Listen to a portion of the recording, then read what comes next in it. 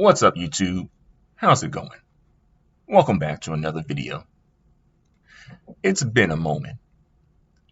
Nevertheless, I wanted to come through and talk about this situation involving Shannon Sharpe and his daughter, Kayla Sharpe. And before I really get into this video, I do want to give a brief disclaimer. And that disclaimer is that this video is not an attack on Shannon Sharpe's daughter, Kayla Sharpe. With that being said, let's get into this video. So, Shannon Sharpe made a post on social media, on Twitter. And I believe that this post was in reference to Father's Day. It was posted a couple of days after Father's Day, but nevertheless, I believe that the post was referencing Father's Day. And in the post, Shannon Sharpe said the following: "This weekend was full of much needed daddy-daughter time. Heart." Aw, right? Aw, that's so nice. Aw, that's so sweet.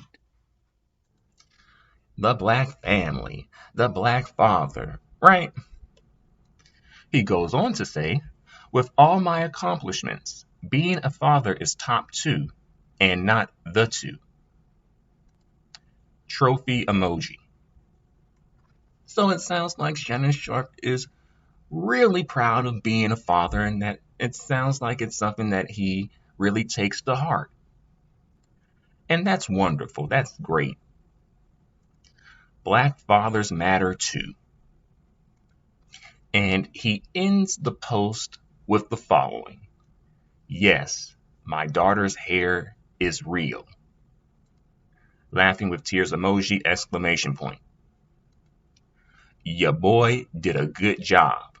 Stop playing," exclamation point, hashtag girl dad.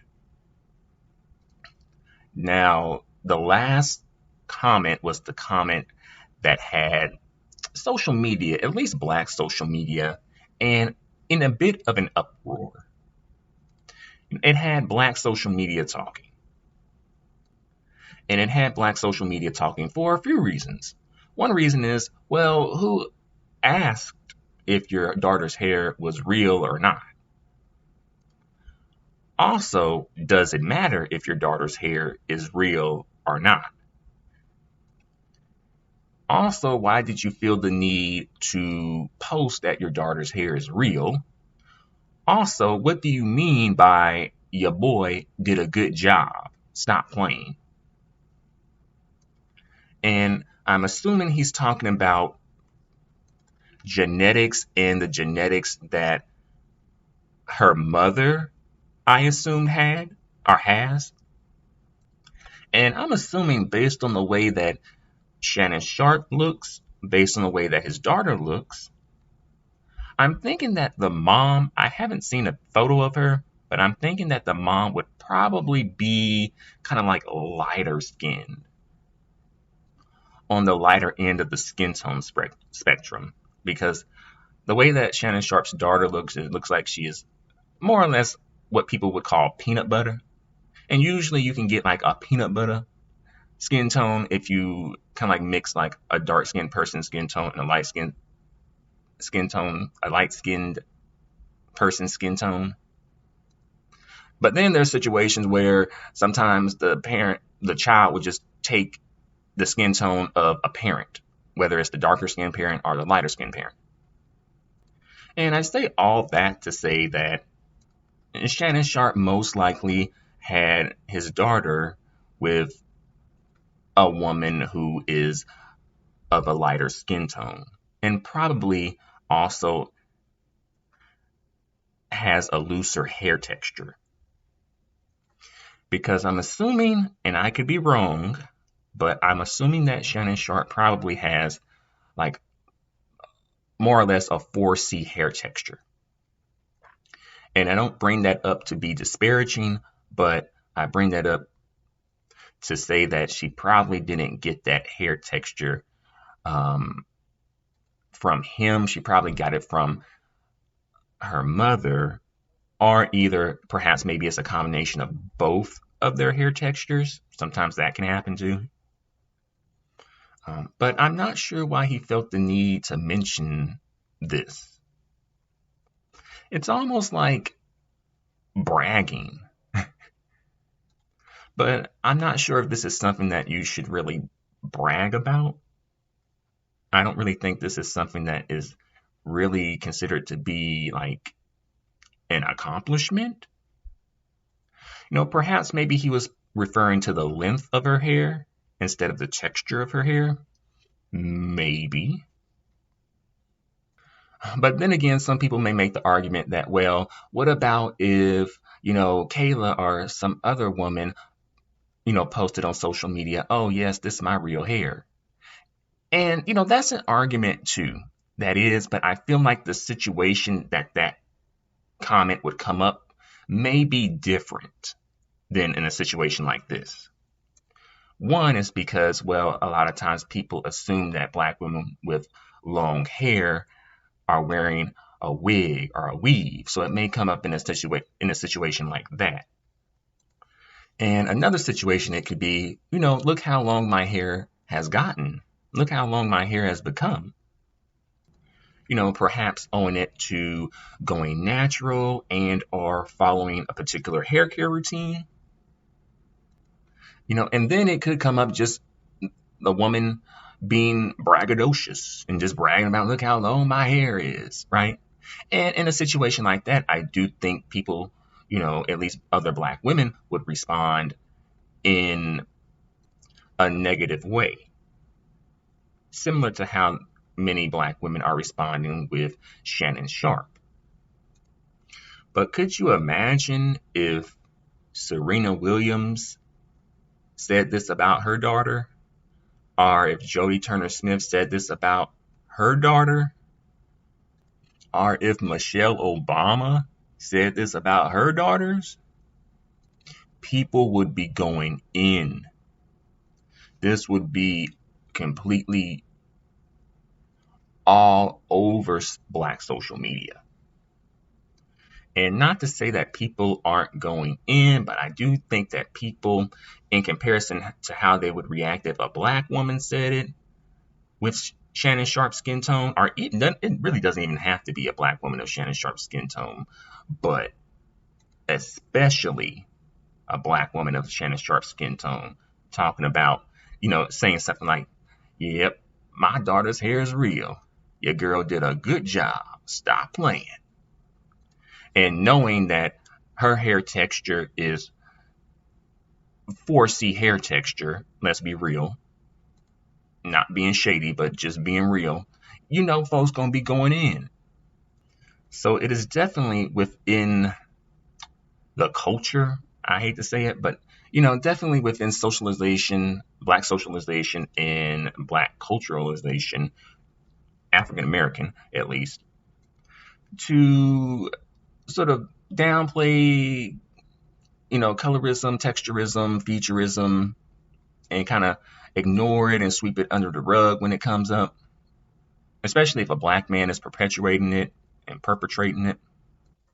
And y'all know, Shannon Sharpe, he typed that with his chest. He typed that with his chest. He posted that with his chest. He's very proud of that too. That hair texture. Because he knows that hair texture is considered to be a desirable hair texture within the black community. So that helps to put his daughter on a higher part of the desirability hierarchy in the black community when it comes to black women. But it always seems to somehow go to hair when it comes to black men and black women, particularly black women's hair texture. Somehow, some way, in conversations and arguments and discussions, it always goes to black women's hair texture. Why? And Shannon Sharpe, low-key, he acting like he got a trophy. He acting like his daughter is like some sort of a trophy, some symbol of some accomplishment because of hair texture, not because of like, oh, my daughter's going to college. Oh, she's going to grad school. Oh, she's studying to be a lawyer. She's studying to be a doctor, studying to be a nurse, an engineer, etc. Right? Not because of things like that, but because of just hair texture. And perhaps, Shannon Sharpe being, of an older generation, coming from, the deep South as well. Perhaps he himself has experienced some form of, racism and perhaps even colorism. And sometimes when things like that happen and people experience things like that, they do internalize those negative thoughts, those negative sentiments. So I'm going to try and have a little grace, just a little grace, but I'm still going to say what I need to say. However, just for the record, Black women experience those same things involving racism and colorism, but I feel like the grace is not allotted to Black women as much as it is allotted to Black men for some reason. Do I think that Shannon Sharpe is colorist?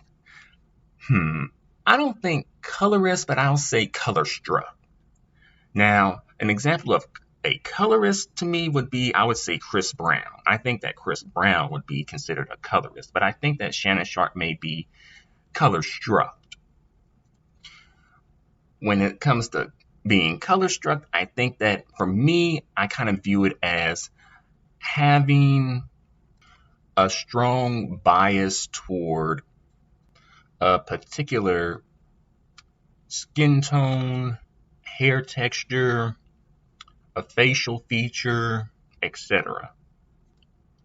But it's not as malicious as, say, the colorist, say like Chris Brown or Kodak Black or Kevin Hart, where there's like maliciousness involved in their preference.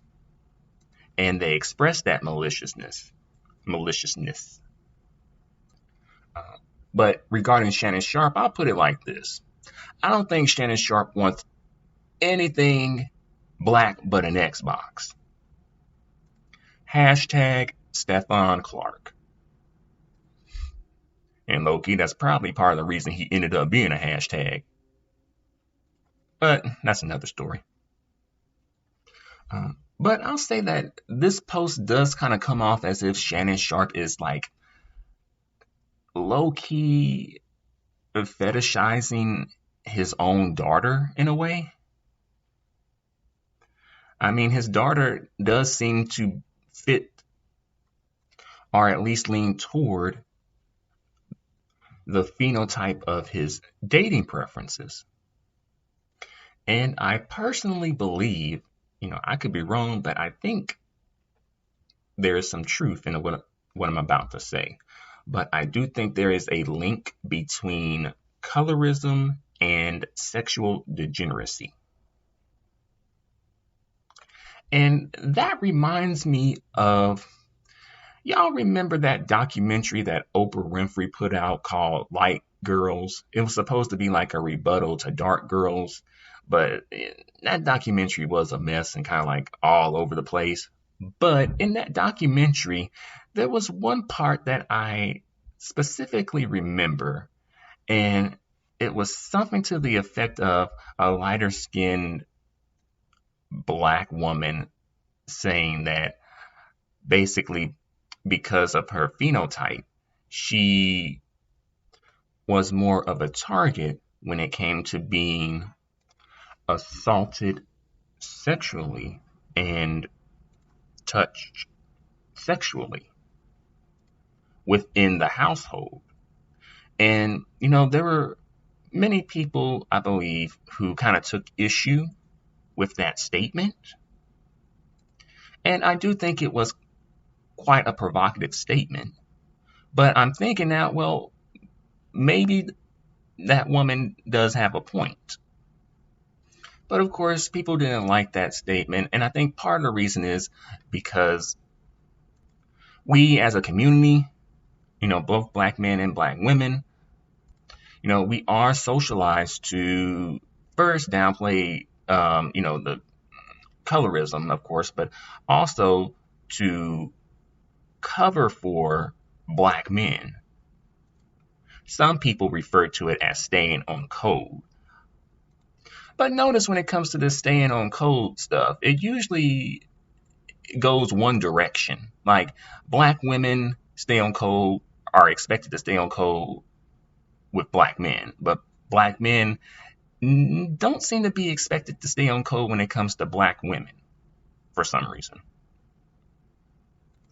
But just another day in Blackistan, right? But it also does go to show that, preferences, exoticals, it's a downside. Much with most things, honestly, there's always a downside. Now, the downside may not be as extreme as the upside, but still a downside. Y'all remember not too long ago how people were acting with like the passing of Jackie O, right? Which, when that was first announced, I thought they were talking about the rapper Jackie O. I was like, oh, the rapper Jackie O passed? And I'm like, well, they didn't spell her name right. And then I was like, oh, that's Jackie O. And I wasn't aware of who she was until she passed. But, even though Jackie O was a preference, you see how she was being treated by her baby daddy. Clips floating around now like, oh, look at this. Oh, this is probably why she wanted the surgery. Then he's speaking at the funeral and saying nothing in particular. And then her dad spoke at the funeral too, babbling on about how Eve from Adam and Eve was a white woman and Adam was a black man. And basically saying that them swirling together help create the variety of humans within the human race. And notice how he just completely X'd out the black woman as being Eve, which is pretty standard, actually. When it comes to black men who swirl, it's like, oh, well, the child black because the dad black. Not understanding or not wanting to acknowledge that, you have to have a black mother involved too, a black mother and a black father for the child to be considered black. And this is a bit of a sidebar, but I always find it to be really funny. Not ha funny, but more so, oh, that's interesting, oh, that's strange type of funny. And I guess maybe a little ha too, but I find it funny that these black people, especially black men, but some black women too, but especially black men who want to go outside of the community to have their children and to start their families, with people outside of the black community, people who are not black. Fine, that's your choice. But I find it really funny that when you do that, you want to then bring your children back into the black community that you left to have them in the first place. And say that, oh, your child is just as black as everybody else in the community. It's no difference. Race is a social construct. The one drop rule. We come in so many different shades and colors and varieties and textures and tones. Yeah. But they make sure to stay away from the darkest skin tone spectrum. They make sure to stay away from the darker side of that skin tone spectrum, though. But back to the topic at hand, the topic of this video, though. I know earlier in this video I did say that Shannon Sharpe may be more so color struck versus colorist, but now that I'm sort of thinking about it and thinking about that conversation he had with Chris Broussard, I think that's how you say his name. I think that Shannon Sharpe may be like a low-key colorist. As obsessed as black people are, understandably, with racism, I think, unfortunately, because I hate it, we're just as obsessed with colorism. Okay. Sports is physical. Yeah. Basketball, football in particular, has been the domain of the field. Yeah. So field Negroes. Yeah. So, and that's historically what it's been. Wilt Chamberlain, Bill Russell, Julius Erving, Elgin Baylor, Michael Jordan, Magic Johnson, you know, LeBron, KD, Kobe and Shaq. And now here come this light-skinned dude, like you said, not only dominating, but changing the game. And guys are resentful. Right, and that's where... No, Michael Skip, you love Michael. You say he's the GOAT. He didn't win one MVP unanimously. Not LeBron, not Larry, not Magic, not Russell. Nobody. Little Steph. Little 6'2", light-skinned Steph is the first. No, that ain't right. I'm going to keep it 100. A lot of these dudes that want to hate on Steph because he's light-skinned, there's hypocrisy because they all want to date light-skinned women. I'm just keeping it real. Okay. There is this colorism thing in the black community is deep. It is and very deep. They think light-skinned blacks are viewed as prettier. And they received an unfair advantage, no matter what the case may be. Okay. You look at Hollywood, Skip, and how the light-skinned women, they got the roles if they were to get roles. And they look at Steph as like, Steph doesn't receive the criticism like a LeBron when things go wrong. All right. And people become resentful of him. They're like... But here's why, too, because he's become so dominant. Because Jason Kidd didn't get that. Because he was, as great as he wasn't like the best player in the conversation. Klay Thompson doesn't get that either. Because he's not, like Steph has changed the game and dominated. But Steph doesn't have biracial parents because they're both considered black. I mean, they're but light obviously skinned. there is a lot of white, like me. I don't have biracial parents, but there's a lot of white blood in me. So it's that. So now, just in the community, we just always brought up that light-skinned guys were soft. And Matt had to prove that he wasn't soft. Because like he said, when he came in, guys were going to try him. Guys were more apt to try a guy. If you didn't know who I was, and I was the same size as Steph, and I'm the complexion I am, if both of us walked in the room, they look at, oh, if we're going to jump, we're going to get one, it's going to be him. Because and I had one of my coaches in college said, don't go recruit light-skinned guys. Because they're not tough. Okay. That was our mindset. Would that include biracial kids? He didn't want light-skinned kids. Different? So if they look like Chris Broussard, he was automatically thinking. And ultimately, most of the light-skinned guys are biracial. And the interesting, and this is where I brought up the dating the women. Look at college basketball today. Look at how many light-skinned dudes there are. We can even it's coming into the NBA. Ben Simmons, Blake Griffin, on and on. Like college and I've talked to blacks. Biracial kids, right? But ultimately, that's what light-skinned blacks are. Jason Kidd, biracial, right? But now it is prominent. Is it not noticeable? And that is these Division I basketball players in the 80s hooked up with white women. Okay. And that's where these kids are coming from. And I'm not saying there's anything wrong with that, but that is what is happening, and don't like it at all. I mean, my wife is brown skinned. I'm not into my mentality is black is black. Right. Because we've all faced common oppression, of racism. So I hate it, but it is very prominent within the black community. FYI, y'all not making a comeback. No? Nope. Best backcourt ever. Drake rapping. Zach LaVine, Aaron Gordon, Duncan. You better hope Zion lives up to it. We got Zion. That's kind of the vibe that I'm getting at this point. And I believe that Shannon Sharpe ended up editing the hair comment out of the post. But of course, this is the internet, so the internet never forgets. The internet is undefeated. Well, I'm going to bring this video to a close. So thanks for watching. Please let me know what you think about this in the comment section below. Until the next video, adios and goodbye for now.